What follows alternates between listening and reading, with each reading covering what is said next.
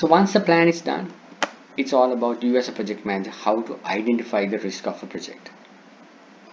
So as I told you earlier, you might you will have to uh, look at all your plans.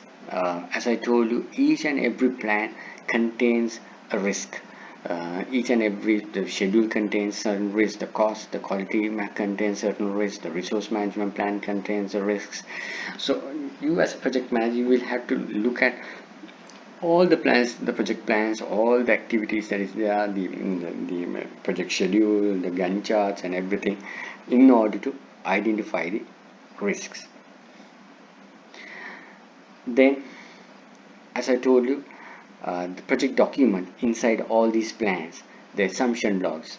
Sometimes the assumptions may be wrong, so you will have to, you as a project manager will have to review the assumptions that you have already taken into these developing these schedules, any cost estimates, any duration estimates that you have taken into that, any issue logs, or if it is a, if it is a continuous process, the issue log that already been raised at the middle of the project contains the issues that have already been raised. So that will give a good input to identify the risks. The unknown registers. The requirement documentation itself might contain certain requirements cannot be met, and certain requirements are tough requirements. So requirement documentations itself can open up some risk. Maybe the requirements is to have an API with a web-enabled API. So itself that's a if that's a technical requirement. Also, with that technical requirement, there's associated risk of a cybersecurity issue to that API. So so that you will have to take. So even requirement documentation will have, you while reading your requirements, you definitely will come across risks that is involved in that. We discussed this, the stakeholder register, that will give a good understanding of the risk attitudes of people. Then the customer's agreement itself will give you some risk. Your time bound risk, your penalties with your customer. If you do not deliver by the third quarter of this year, you have a 10% penalty. So those, the agreement, the risk associated with the agreement, the clauses that will give you a risk. So you as a project manager can review the agreement and find out those risks that is involved there. Any procurement documentation, any your procurements of hardware procurement, the conditions that the supplier has placed in. So those things can be, so you will have to review those things in identify your risks. Any environmental factors, basically the exchange rate or the interest rates or the economy that is happening nowadays. Those things will be an definite input for you to identify the risks, and any organization processes that the governance part of your organization. So these are basically some of the things, but there can be many more than this. But then these are the almost the bare minimum things that you as a project manager can review in order to identify the risks. So the tools and the techniques that can be basically is that one is, as I told you, is the expert judgment part. So you can basically you can hire a consultant if you want to identify the risks, and will give you an input. Sometimes organization hire organization like Ernst & Young or PwC to do a risk assessment. Maybe a data center risk assessment. You are going to build up a new data center, and maybe you can subcontract PwC or Ernst & Young to do a data center risk assessment. So what are the risks, project risks involved? So you can have basically external expert judges, experts, consultants involved in your identifying your risks. Then again, traditional brainstorming session, you will have to have series of meetings, series of interviews with your stakeholders, the customer stakeholders, to identify the risks that is involved in your project. So documents reviews as a tools and techniques. Yes, obviously you as a project manager will have to review all the documents that is required to identify the risks. The brainstorming sessions, the techniques we discuss at the schedule process, interviewing, and getting done subject matter experts into these discussions. Any root cause analysis, any incidents occurred, maybe you're in the middle of a project now you are in a review process of identifying fresh risks. So any incidents occurred already in the previous iterative cycles. So the root cause analysis for those things will be a definite input in identifying risks. Right. Then again, the risk breakdown structure we discussed in a moment of time ago. The risk breakdown structure, basically the categorization or high-level categorization of risk itself can be a checklist for you. So if you had done a risk breakdown structure at a bit of a detail level at the initial stage, at the planning stage, can itself be a checklist for you. You can just take that list and check what are the technical risks, what are the human resource risks, what are the financial risks there. So likewise, it can be also a checklist for you, very handy. Obviously it's not be a fully exhaustive one, but it is impossible to build an exhaustive one also, because always it's keep on adding. But then at least to start with this process of identifying risks, you can use that risk breakdown structure you did it at the planning level to start the process at least. Got that?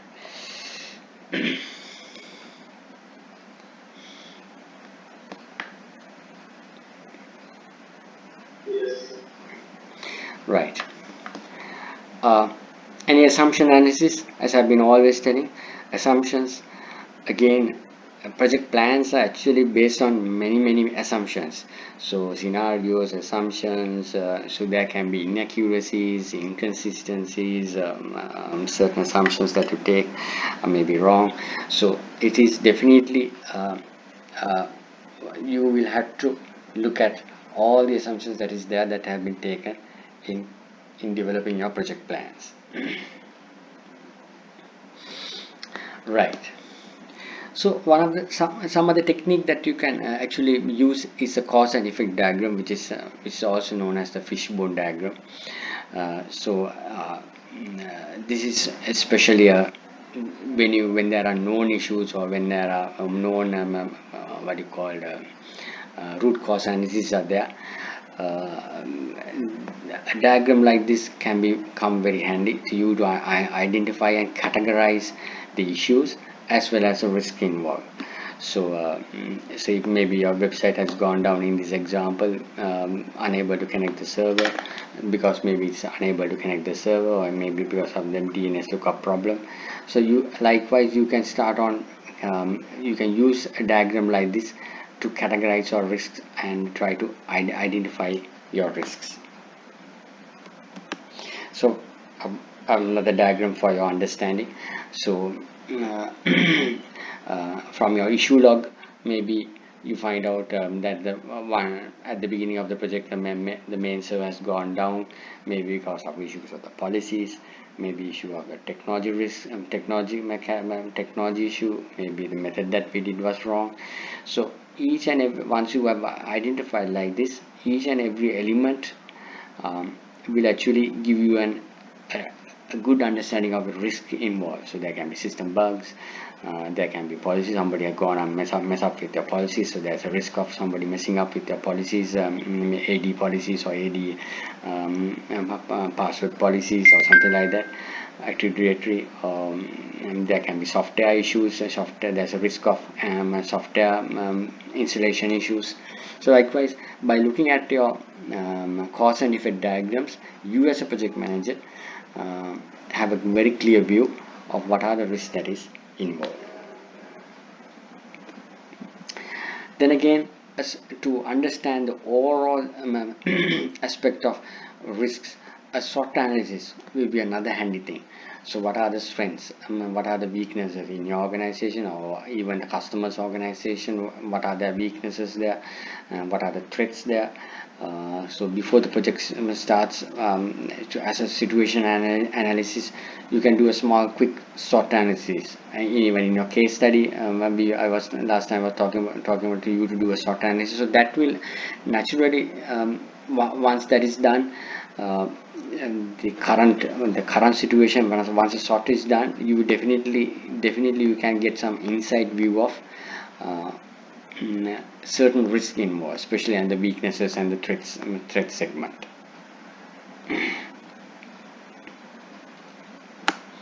Right.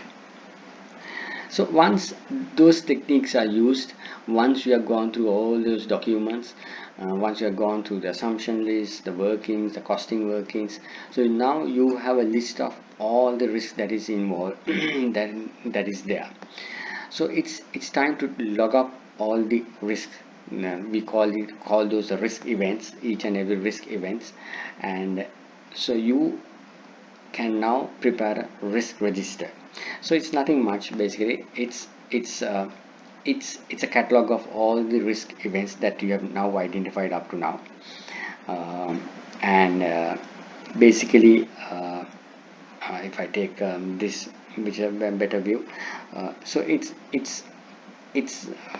up to now. Basically you can't rank up to now, but then you can have a number for your risk and what is the risk, the description of the risk that you have identified. Maybe you can categorize as a technical risk, and for the categorization that you have already done in the planning category, financial risk or a technical risk or a human resource risk.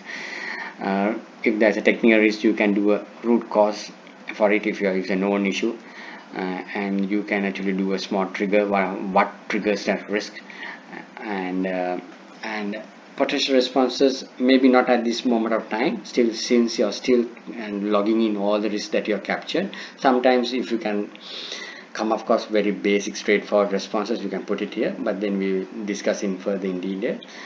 Maybe sometimes there's a risk owner involved, maybe a financial risk of project getting not funded properly.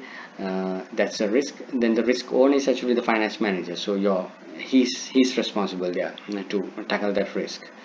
And these are not yet, you might not be able to do it now, but we'll be doing it in a few moments of time. But at this moment, your objective is to list down all the risks.